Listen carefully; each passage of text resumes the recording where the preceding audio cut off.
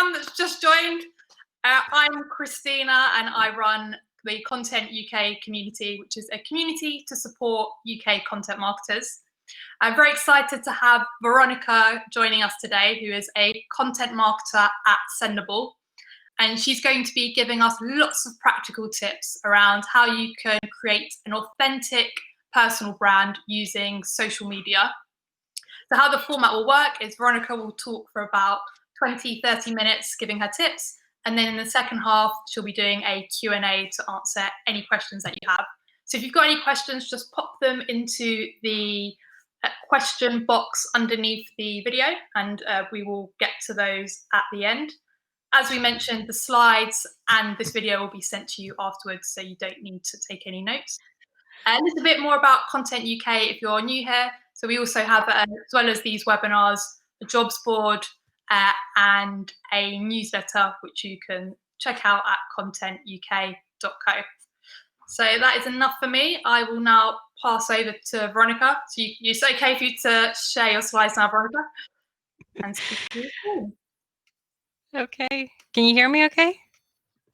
Yeah? All right. Sorry. Try number 2. I appreciate that you think it's good entertainment, Alex. That saves my day. Okay. Can people confirm that you can see my slides? Not that I want to share them, but present them. Can you all see my slides full screen, nice and crispy? Yeah. Looking for a verbal confirmation. Okay, great. All right. So let's get to it, really. So as Christina mentioned, today's session is all about how you can use social media to build an authentic and personal brand. And really, I think we have lots to go through. But before we do, I do want to ask you an icebreaker question. And that is, if you could use only one emoji until the end of 2020 or 2021, which one would you keep? Note, don't worry if it's not work friendly. All right, you can just type that in the chat box. Mine, very hard. I think I'd go with the yellow heart because that's my color. What kind of responses are we getting there, Christina? So we've got, because I know Veronika can't see the chat box, but we've got face palm, laughing out loud, another one for face palm or the high fives, 100, the emoji where someone's grinning their teeth but not quite smiling. Mariana, your ones haven't come up, so I can't see the emojis you've put, unfortunately. Heart eyes. Well, those are all lovely.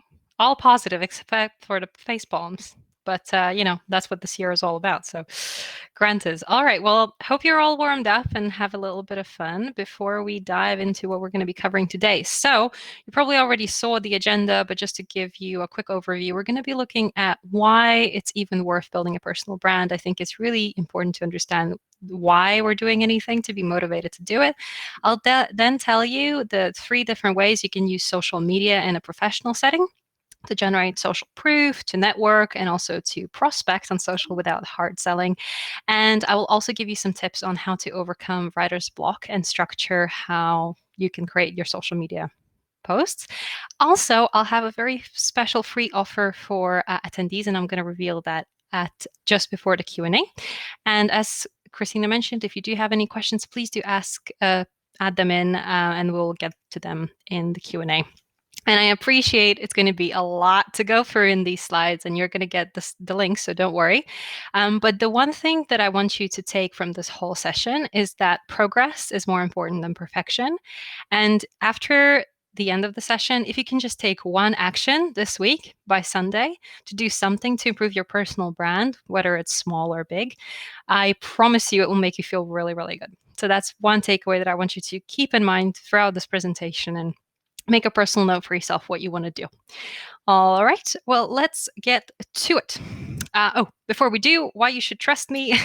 Have been in content for 7 years. I started in social media, logged in onto Twitter for the first time in November 2010. So I did it to be more concise, but as you'll see from these slides, I'm still learning how to do that. I've been working at Sendable for 4 years. It's a social media management platform for agencies' brands. And I've also worked with a bunch of freelancers and guest writers, so I know what's sort of needed when you're prospecting from the other side. All right, so let's get on with it. So why it's worth building a personal brand, especially right now. So you might think that we have a bit of extra time, why you should be spending your free time specifically on building your social media presence. Well, the answer is quite simple. First of all, we're all working more remotely than ever. This is our office. We're mostly indoors, and that is how it's going to be for the next couple of weeks or months. Another thing is that our days are filled with digital interactions more and more. What you see on the other side of the laptop screen is exactly all of the interaction that you get. Instead of handshakes, we get Zoom calls. And so it's very important, not just how you are on those calls, but also how you present yourself online. And the number 3 reason why it's important is that even though we're spending even more time online, and that includes social media, amidst all the sort of worries and distractions, all we really crave is meaningful connection. That's what we want. That's why we have calls with friends. That's why we like to keep touch with our family. We seek similar things from brands. We want brands to understand us. And really, when it comes to buying products, we want someone who solves our pain points for us. And you might ask what this has anything to do with building a personal brand. Well, very simply, we as people want to work with people who we like and trust. That is the key word here, trust. We want to work with people that we can rely on, whether you're a freelance marketer being employed by a company, or when you work in-house and you just want that connection and you want trust. And that is the reason why we really need to consider the kind of story we're telling about ourselves online publicly. And we can't build trust with someone who we don't know, quite simply. So I grabbed this little photo from an article, the completely empty LinkedIn profile. I'm sure most likely none of you have it at this extreme measure. But the point is, if we don't know who we're interacting with or connecting with, we really can't trust them. And if you are looking to sort of increase your credibility or influence, or you want to actually use social media in a professional setting, you'll need to spend the time to actually build your personal brand. And just to give you a few examples of how that looks in real life, I collected a few examples for you. So these are all people either in my network or people who are part of the ContentUK community. I felt like I wanted to send kudos to some of you. So, for example, Appolina Diju, I remember when we wrote the first guest blog together, and when she reached out to me for the first time, there was very little of any personal branding there. I mean, it was 2 years ago, but over the years, she's kind of built up a slightly stronger, more edged representation for herself online. Then another one, actually, Sophia Rab is one of our customers at Sendable. And I believe if you're a social media agency owner or marketer, you really can look to her and see how she's used personal branding, how she uses her tone and voice to have her own personal brand that's separate from her agency, as well as using her own brand to promote her agency, which is really clear. And then David, this guy. So I attended SaaStock, and Emily, if you're in the room, thanks so much for helping us with the tickets and being able to attend. So David, I've never met David. Okay, I had no idea who he is. I don't think we even had any common connections. But the moment I saw his profile, I just trusted him. I saw the cover photo. It says SEO, content growth, product marketing. Sounds like what I'm doing. Nice photo, nice branding, very clear title. Probably the fact that he used emojis increased trust for me, but that's my own personal case. But again, like I had no idea who he is, and I connected with him immediately. He didn't even give me any notes on LinkedIn, and then later he said, "Oh, that was by mistake," which I'm sure that some of us experience. But yeah, so just by having like a really well put together profile, even if it just has a nice profile photo, your job title is really clear, and you have a bit of nice visuals, it can really get you in front of the door. And I do recognize that building an impressive personal brand takes years. And, I'm at the start of it. So I'm just learning what I've learned so far in my years of experience. But the most important thing that you can do is that you can start building it today. And this is a slide with a lot of information, so I'm going to breeze through very quickly. If you would have to narrow it down to 4 simple steps on how to build a personal brand, you could approach it in these 4 pillars. So number 1, you want to decide on what you want to achieve and set goals. So for example, if you want to be an industry influencer who does webinars with different brands, you will have a kind of different strategy than someone who just wants to network and get more freelance work, for example. The second one is probably the trickiest and only comes after years of trial and error. But you do need to establish your unique angle. And here it's really useful to think about your content pillars or areas of interest. So you might be a marketer or a writer. That's the skill that you have. That's your professional sort of area of interest. But what are other things that you're interested in? Is it travel, music, movies, beauty? All those things that you're actually interested in can be used to either help you sort of create awareness for yourself in those industries or create your own unique persona. Number 3, and we're going to come back to that in a little bit, is to commit to a content schedule. You will need to decide how often you want to post on social media and stick with it, because consistency is key here. You do want to be able to test whether posting more or less is helping you achieve your goals.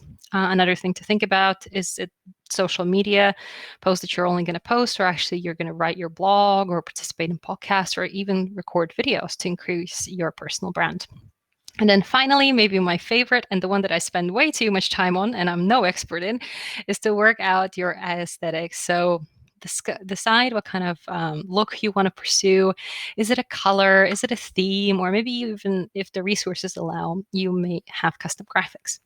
Now, as I mentioned before, I'm not a designer, and a lot of you already know a tool called Canva, but just want to give it another kudos. It is a brilliant tool, even for brand building. You can create different color palettes. You can select one for your personal brand. You can change it iteratively. It makes it really, really easy to create branded graphics. And as a note, I feel like once I had decided that yellow was my color, it really helped me create things aesthetically. And if aesthetics are very important for you, then that's what you should do. All right, so this bit is a little bit more practical. So let's have a quick look at generating social proof on social media and how you can showcase your work. Now, first things first, building a portfolio takes time. And of course, we would want, so if you're working in-house, you would want to build a sort of type of experience that could get you hired by your dream company. Or if you're a freelancer, you would want a portfolio that will, knock the socks off of your prospects and make them convert right away. But the truth is that kind of portfolio can take years to create. But in the meantime, while you're creating that, you can use social media to sort of keep other people in the loop of what you're doing. So some of the things that you can do is you can show people what you're talking about by sharing knowledge for free. Now, I will tell you this, you probably know more than your potential clients or some of your team members already. The trick is you probably assume that and you take that knowledge for granted because you know it so well. But there are a lot of people in the world who would love to know what you know. They would love to have a conversation, and some of the things that seem easy to you might seem hard to others. So sharing your knowledge for free is a great way how to generate social proof and establish yourself as a knowledgeable person. Another thing you can do is you share your curiosities, successes, and failures. Remember, you're human, and the more human you can be with your social media presence, the more authentic your brand is going to be, and the more relatable it will be. There are things that we all worry about and none of us talk about, and if you're brave enough to talk about some of those issues that we all kind of relate to, that can be a huge win. Of course, don't fake it, but if you feel that it's right for you to share, do so.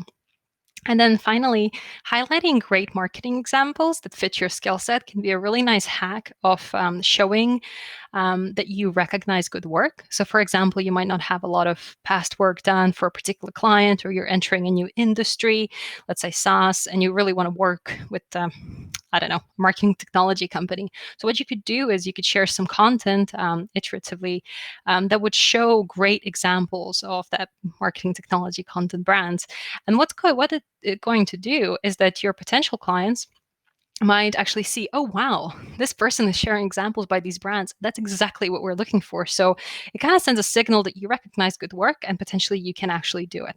So that is a really nice hack when you're prospecting and you're trying to enter a new industry. There is an additional resource that will be in the slides. We have a really, really good blog on Sendable insights on how to build credibility as an agency to attract new clients. This will be relevant to you also if you're a freelancer. I do suggest you check it out. And then 2 examples, I think. So when I say sharing your expertise and everything, it doesn't have to be full-blown 30-minute videos. It can be as simple as a text post. So here I have one from Tom. He's done a webinar with Christina before. And if you haven't seen it, you should really go and check it out. It's on content optimization. It's amazing. But, this kind of post, just talking about things that we're all talking about flywheels and marketing funnels. We're all talking about it. And Tom is taking the opportunity to talk about it and share his expertise. Very smart.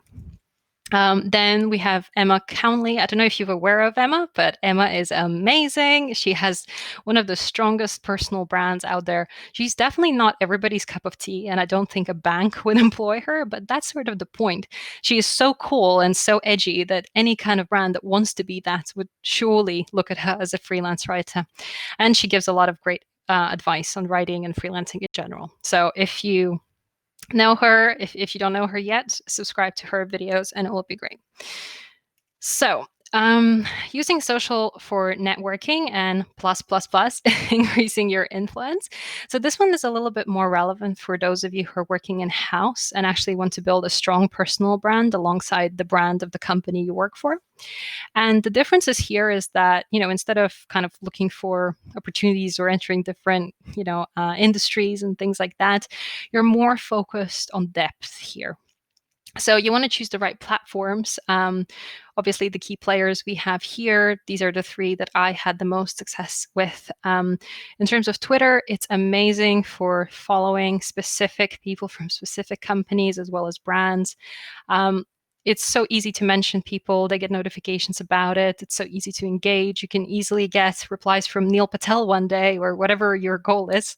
LinkedIn is amazing for connection building and, by no means every post has to be a viral post. I know when you log into LinkedIn, that feels like that's all the posts there is, but that's not necessarily true. As long as you have a circle of people you engage with, you will get their posts front and center and you can engage with them further. And then with Facebook groups are amazing for discovering pain points and just understanding and feeling the industry. So if you're really going for depth, I don't know, you work in e-commerce, you sell beauty, then it's really, really useful to get really deep and join those online communities to really understand your audience and learn how you can bring that back to your brand and really become the voice in the industry. Number 2, which is basically what you should be considering always when you want to use social media for increasing your influence, is how you can add to the conversations that are already happening in the industry. So what can you say or do that would be of value? And sometimes it's not necessarily creating new content for creating's sake. Sometimes it's just connecting the dots, finding different kinds of opportunities, brands to work with. It's much more about networking in some ways here. And then finally, as I mentioned, do you find the communities that share your interests and pain points to grow? One example here from Christina. Hope you can still hear me and I'm not just talking to a wall. We have a great example here of community building. I think this is one of the best posts I've seen. It's very simple. Christina is building a community here. She's connecting a lot of people, giving the lovely ladies a voice, as I am here. Great way how to really position yourself as a person who's bringing people together. And so if you wanted to do something similar, you don't obviously have to create your own community, but you can definitely be part of them.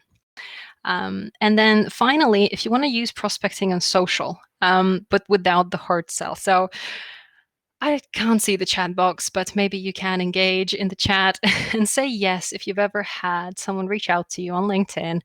While in their connection request, they would ask you to see a demo of their product, or hey, we can help you, or any kind of sales pitch like that. Do surely say yes in the chat box. And then the pet peeve of mine personally is when people connect with you with a nice message like, oh, I really like what you're doing, and then the first message they send you afterwards is literally them selling your product.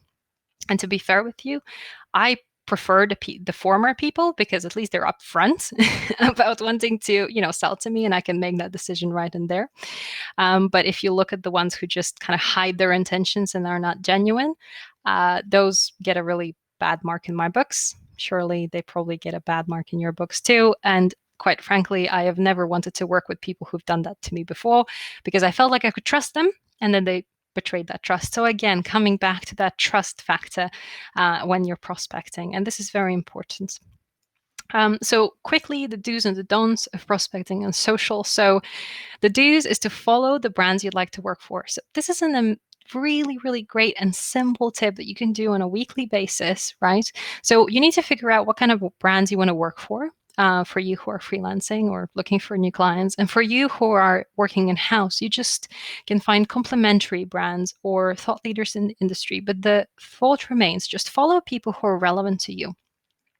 You want to engage with them, right? You want to engage on their posts and maybe on their blogs just a little bit, just to show that you're there. Don't be too pushy with it, of course. If you receive 20 retweets from the same person on the same day, it might be a little bit off. But over the course of time, if you can engage with them, eventually you will connect with the right person. So in the freelancing world, maybe it will be a marketing manager, a person who you might work with to solve a particular problem. Whereas when you're increasing thought leadership and you're working in-house, you might want to connect with the potential webinar speaker or a podcast episode host or something like that. And then once you've connected with them personally, then you can, after some time, reach out with a tailored offer. And the reason why you want to reach out with a tailored offer is because you really want to understand where their head's at that particular time. So of course, no hard sells. Just don't, just don't do it in the request afterwards. Just, people will just shut you off just because they will know that it's not genuine. But most of all, the reason why you want to tailor your offer is that you cannot assume that they have time or resources to solve the issue you've spotted right now. So I've been in a situation a few times. Someone reaches out and says, "Oh, you could increase your conversion rate on this page by, whatever X%." And, they're trying to sound genuine, but the truth of the matter is we're, A/B testing that page, or actually that's not a priority at the moment. Or, assuming that by finding a mistake and assuming that you know the solution and right away offering it is not really the best way how to build trust. I've heard cases where someone would, prospect that way and find the email of a CEO and send them emails of how bad the marketing team is working because, this freelancer found these, faults. Well, let's guess who will not be employed by that marketing team, quite simply. So you do want to help and you do want to offer your services, but at the same time, you don't want to alienate the people who might employ you and want to work with you.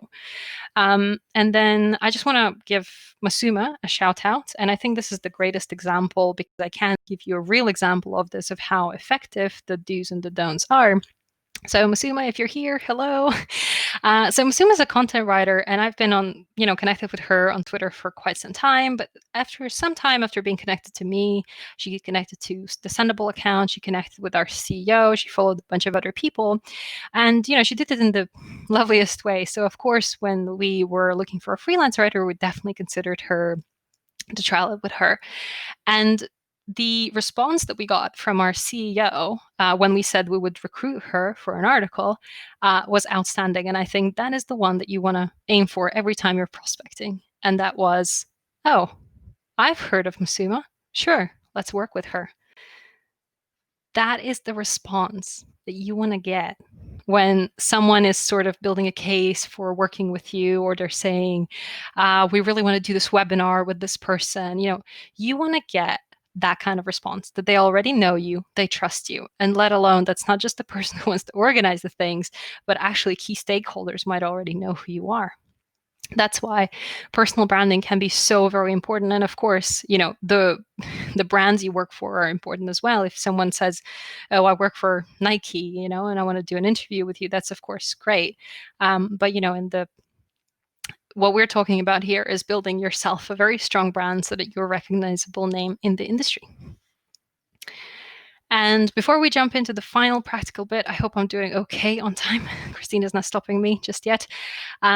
So just a bit more inspiration and to appease to some of the very ambitious people in the room, I know that you are, these are really to get you inspired. Not to copy, but just to get you inspired. And some use cases you might already know. So the 3 people that I wanted to mention was Tim Solo. So very interestingly, he's the CMO of Ahrefs, and the personal brand he's built around himself and the brand that he built by showing his face and creating the business blogging course and just being so active on Twitter and just being so open about the product marketing efforts at Ahrefs, plus a great product, of course, and that's important too. But he's built such a brilliant, huge brand, and I do feel that he is one of the reasons why we enjoy engaging with the brand online. So again, he grew a personal brand, but he's used his personal brand to elevate the brand he works for. Rand Fishkin, so we all know Rand Fishkin. Hopefully, if you don't, then he was the founder of Moz. For the longest time, he's one of the people, should be in the Hall of Fame of SEO or content for sharing so much knowledge for free for so many years in SEO. And, once he left Moz and he pursued his new venture, which is SparkToro, a lot of us still followed. And that is a strength of a personal brand, is that once you've built yourself a very strong brand, it doesn't matter if you found a company and then leave it and start a new one, people will follow you. And he's been very authentic and very open as a person, which of course helps. And then finally, I want to give you an example of someone who you might have never met, but I actually met in person, and I was really surprised when I learned his story. And this is a person whose personal brand, Ryan Bonici, he's a serial CMO. And what I mean by that is that he's been at the highest marketing positions in so many companies, including Salesforce, HubSpot, Microsoft, and now G2. And he writes for a bunch of places, and he's been even placed in Forbes. He's sort of like the serial CMO superstar, if you say, who's probably making a good chunk of cash from being who he is. But again, he's built an incredible personal brand. His articles date back 7 years ago, but still, you can see that even though he's switched companies and he's probably using that to empower G2 right now, he'll surely be able to use that in the next company he works for. There's plenty of other examples like that. Hope these inspire you a little bit for those of you working in-house specifically. All right, so after the little inspirational break, I hope you're ready for the final bit of the presentation before we jump into the Q&A. So overcoming writer's block when creating content. And I know that a lot of people really suffer with this. It's sort of a white blank page syndrome, and I suffer from it as well. So generally, there are 2 types of approaches to social media posting. One is the freestyle, where you post as and when you feel like it. The Prozar gives you the freedom to post when you have something to say. And it's an okay approach if you don't have goals and wish to remain a lurker. So if you use social media to mostly monitor the news and just not really build your personal brand. And, the cons, and the biggest one, is that you risk of not posting at all due to perfectionism or imposter syndrome. And this is so true. The longer you keep your feeds empty, the more you feel like your next post has to be grander or better for to make up for the emptiness in the middle. Another con is that you're prone to oversharing with multiple posts on the same day, so you actually could exhaust your followers or people who are connected with you. And it's very hard to create a balanced feed. So going back to that slide where we talked about how to create your personal brand, where you have to create content pillars and have about a few topics, like 5 to 7 topics to create a balanced feed. It's very, very hard with the freestyle approach. Now, the more preferred approach that I would like to persuade you to use is to have a methodical approach. And that basically means planning as much in advance as possible. The pros are you can batch the creation of your posts and tasks. It saves you a lot of time. It is easier to create a balanced content calendar. Literally, if you want to approach it, you can say, I have 5 topics. That's 5 posts per week, or that's 2 weeks worth of content sorted. And then you just need to create a post for each theme. So you can kind of approach it like that. And there's less context switching at the end of the day because you can batch everything you do. The con, and this is something that I hear quite often, is that it feels inauthentic, especially if you don't spend any time engaging natively. So I'm definitely not suggesting here to plan 3 months worth of content and just leave it run. That's not what I'm saying. What I'm saying is that you can plan as much as you can, even if it's one post a week, but at least it gives you that one day a week that you don't have to worry about, or it's the one day that you don't want to be on social media. Or actually, you do want to, but you just want to spend that time to engage. And then, as we all know, sometimes they're a little bit more extraordinary, like with the pandemic or the Black Lives Matter movement. And if things are scheduled in advance, you always need to sense check if it's okay for things to go out at that time. But I am here to tell you that planning ahead really does work. And these are just very quick tips that you can take away, sort of like mantras. So think copy first and visual second. That is very important, especially I'm the type of person that takes hundreds of photos and then I don't have any copy to go with it. And it took me months to figure this out, but it really helps to write copy first and then just thinking what kind of photo you can, or visual you can add to that, even if you want to do it. You want to focus on your content pillars. So again, it could be, 2 to do with your professional skills or areas of expertise. It could be another 2 that are close to that, like project management, or you enjoy illustrations or whatever it is that you want that's close to you. And then 3 could be completely about your interests or to do with industries you want to work for or in. You want to keep all of your drafts in one place. So you want to keep a schedule. It can be an Excel sheet. It can be in notes. It can be in a project management tool. Whatever works for you, just keep it all in one place and organized. Then schedule content or post as you go. So scheduling content does make it easier, and you can do that with a tool like Sendable. There you go, shameless plug. You can also equally, if you don't want to spend extra cash at the moment and you're just testing this out, you can post as you go. It's much easier to post what you've said that you will post. So you can still assume the methodical approach and do the copy in batches and just take the photo on the day to match with the copy. That's also a good way how to sort of stay super authentic and be in the middle between the cross of posting natively ad hoc to scheduling content weeks in advance. And then another thing that I do recommend is to reserve time for engaging and networking every week. You do have to do it. You have to find people you're interested in, follow them, create connections. This will be really valuable to you regardless of your goals. And as mentioned before, always adjust your schedule when necessary. So as an example, for the last couple of weeks, I have posted barely anything, just spending the time to kind of take the temperature in the room and just understand how I can be helpful in the conversation that's happening right now. And that's totally fine to do. All right. Yes, I'm really happy I put that slide in. And we're done. Okay. Whew. I hope I didn't overwhelm you guys. You're still there, right? Thank you, Veronika. That was really useful. I think everyone will agree. So much good stuff. Particularly, I found it really interesting about the prospecting and the temptation to go into the hard sell. That was really good advice there. Do you mind just flicking off your screen share and then we'll make your face? Yeah, absolutely. Do you want me to do the free? Oh, sorry, we weren't done. Yes, progress over perfection. Take one action this week. Do you want me to do the offer now, Christina, quickly, while I can? Yeah. Okay, cool. So I did promise you that there will be a free offer. And if in addition to just taking one action this week, you want to take it a step further, I have a very special offer for you. Just very quickly, I have 5 slots open for a completely free 45-minute branding consultation. So if you're interested in improving your personal branding, click on the link that should pop up in the webinar software right now. And just book it directly in my calendar and we'll speak later on how we can improve your social media presence. All right, I think that's it. I'm going to stop sharing now. Whew. Can you all confirm that offer's popped up? You all to see.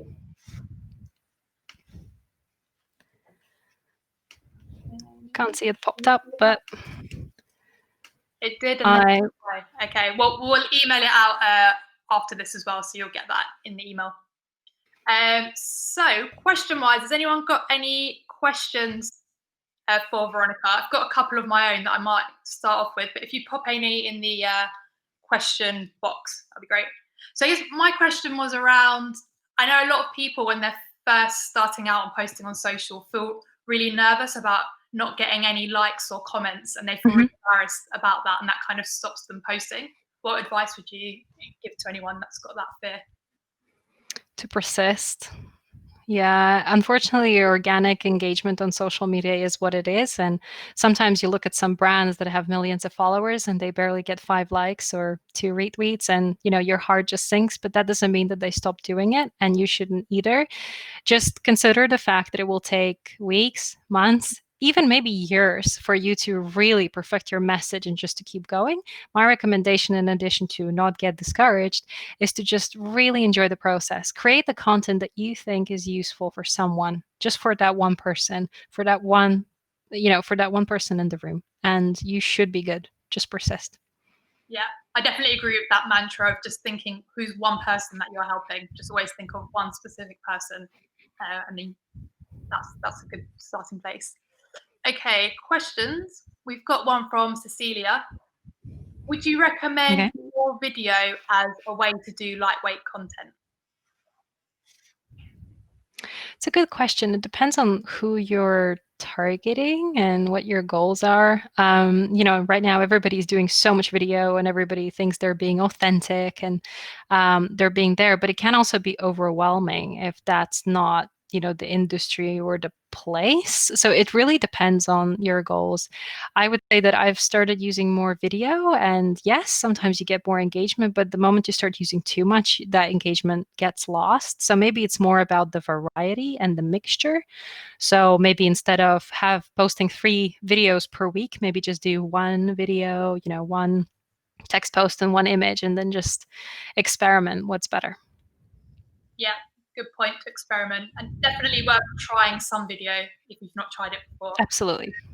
Give it a go. Okay, we've got another question here from Tina.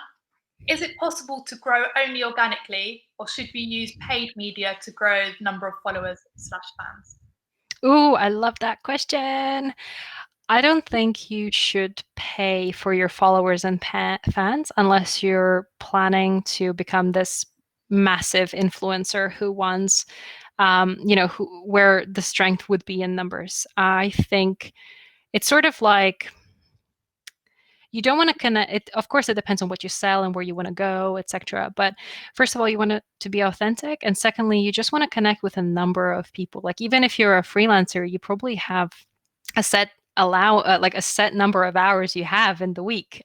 So you really just want to connect with the real people, and I don't think paid advertising will help you get that granular at the moment. And when it will be scary. So I hope it doesn't happen. But hope it answers your question. Probably just try getting the message out organically first, really perfecting it, thinking about your conversions and what you want to get out of it. And once you can scale that process, then maybe you want to invest in some paid.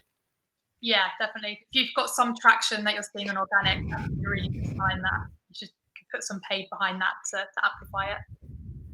And another question that I had was around tools. What were your best tools for scheduling social media as well as Sendable?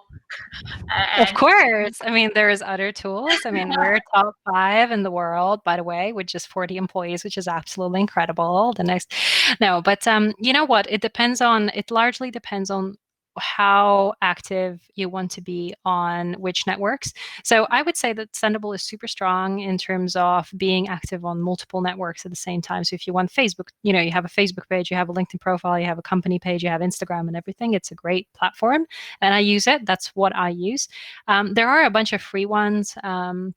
As well as paid ones. I mean, Buffer people sort of like, right? We have Later, which is great for Instagram.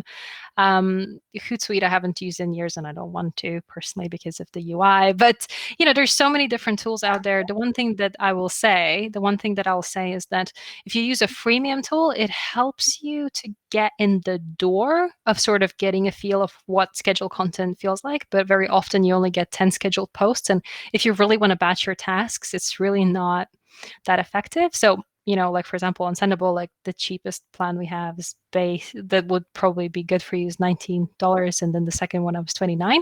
Think of how much you charge per hour.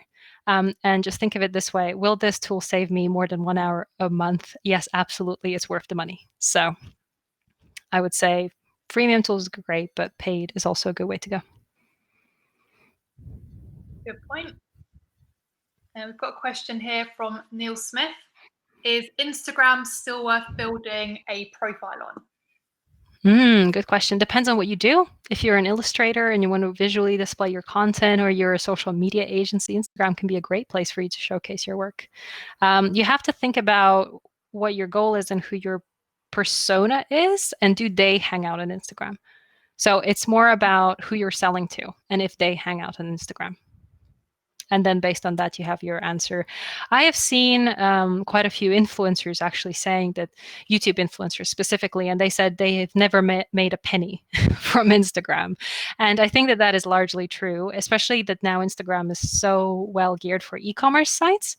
So if you're actually getting into selling some art, like, I know that this is not the main audience for this particular webinar, but if you were looking to sell some things, then Instagram could be an interesting choice where you could, directly sell on Instagram and build a strong visual brand there, but it wouldn't be one that I would prioritize.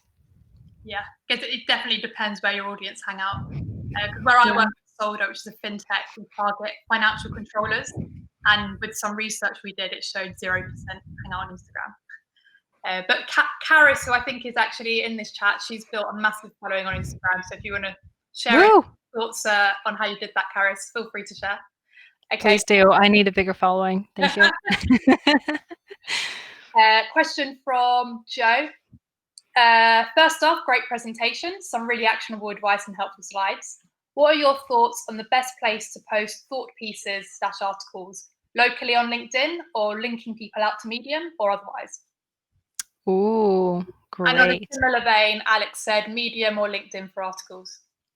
That's a great question. Okay, I'm going to steal the advice that I solely believe in that was told by Tim Solo from Ahrefs. And what he said, the way that they decide whether they're going to publish something on social media or Medium, or they're going to publish something on their website, was simply by measuring the SEO worth.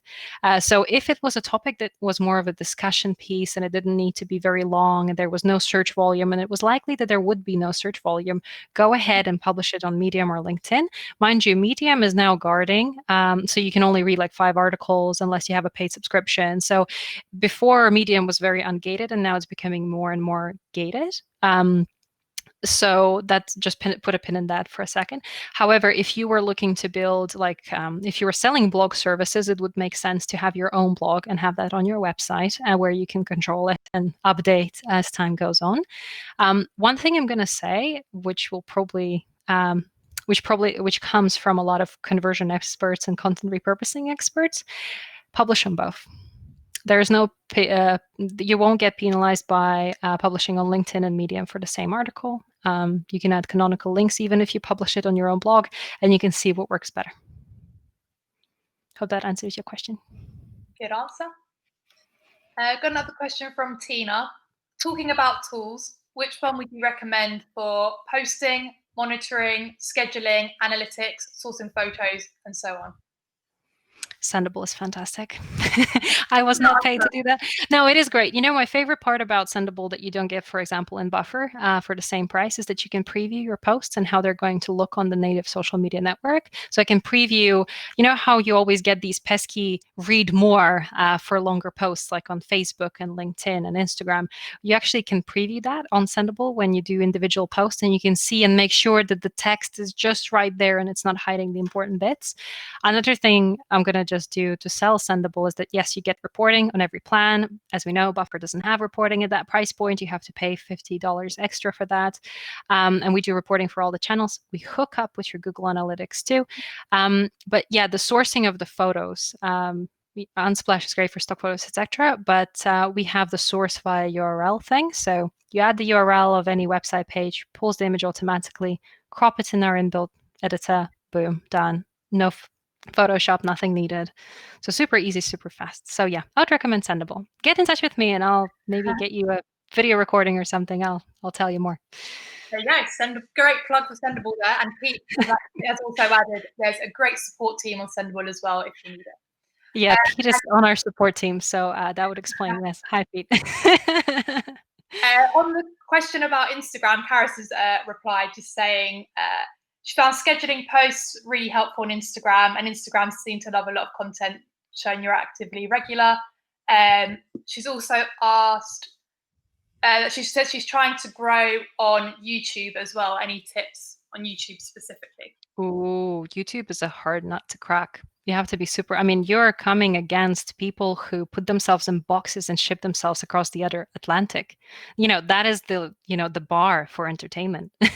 So you have to be super informative and super educational. I would say that don't try to, for your YouTube video strategy, try and tie it in with your SEO. Like, if you're going to create a video, maybe create a blog post to go with it. Like, try and not create content pieces that you create for YouTube in exclusion, and make sure to repurpose them. But in terms of YouTube in general, there's this great plugin called TubeBuddy. I think it's free. You can download the plugin. It will tell you, like, it will suggest keywords when you put in, like titles even potentially. So TubeBuddy, it's really, really great. So you can use that. There's a free account, I think. Good tip. There's a good question from Jess, which I also want to know the answer to because I'm awful at this. Okay. She said, great presentation. Do you have tips on balancing upping your profile online versus not being always on online? How do you get the balance right so you feel like you can switch off? Oh, yes. Remove notifications. Put it on vibrate. Yeah, it's a very, very good question. I'm so guilty of myself every time I see a notification or just checking, is there anything new and things like that. So I would just approach it in a more methodical way and have set times of when you do social media to make them really structured. You'll be really amazed what you can achieve on social media if you say, like, okay, I'm going to spend 1 hour in total on social media, like LinkedIn and Instagram. That's it, 1 full hour, and I engage as much as I want, instead of like trying to log in 6 times for 10 minutes per day. Just having those little sets of specific times when you want to log in and do whatever you need to do. And just remember that other people switch off too, like if someone comments on your photo, it's nice to get back to them right away, but you don't have to if you don't want to. So I'm talking about personal brands here, not so much about business brands, but I have some people I get in touch with and we message each other over a course of a few weeks, and it's working great for us. So don't feel the pressure. You have to be always there. Yeah, good tips around batching time. I also find, well, I don't always stick to this, but I try to turn my phone off from 8:30 p.m. so that I'm social media free on the weekdays and evenings. Yeah, that very, very good. Forcing yourself to not access it. Yeah. And just a tip from Pete about YouTube, that you can also do Facebook Live and then repurpose that content for YouTube, which is a good tip. Okay, another question from Joe. Wow. Will the presentation cover my Tinder profile? Wow. Well, I mean, if that's how you want to use the 45 minutes, that's fine. But yeah, I mean, depends what you want to do, Joe. It's your 45 minutes. Sign me up. The link, yeah. I think you should change your consultation offering to Tinder profiles. Maybe that will be, advice on long distance relationships, what to do, tips like that, surely. Fun. Any more questions before we wrap up? Or any final words, Veronika? Any final tips you want to give before we sign off? Yeah, I mean, I think I overloaded you all with tips. So I'll just reiterate what I said. Literally taking one action today or tomorrow is better than taking the perfect action in 1 week or month. So just really enjoy it and have fun with it. And, if you need any help, obviously, message me and I'll get back to you. But really just progress over perfection. And remember that even if you post twice a month, that's still better than never. So, that's really it. Just enjoy the process. Good parting words. And you can follow Veronika on Twitter. I think your handle is Social Veronika. Correct. Yes, it is. That's the one. Thanks for coming, everyone. Thank you so much, Veronika. Everyone's found that very useful. Lots of thank yous in the chat there. Yay! Thank you so much for being such a great audience. Have a nice afternoon, evening, wherever you are. Have a good evening, everyone. Bye. Bye.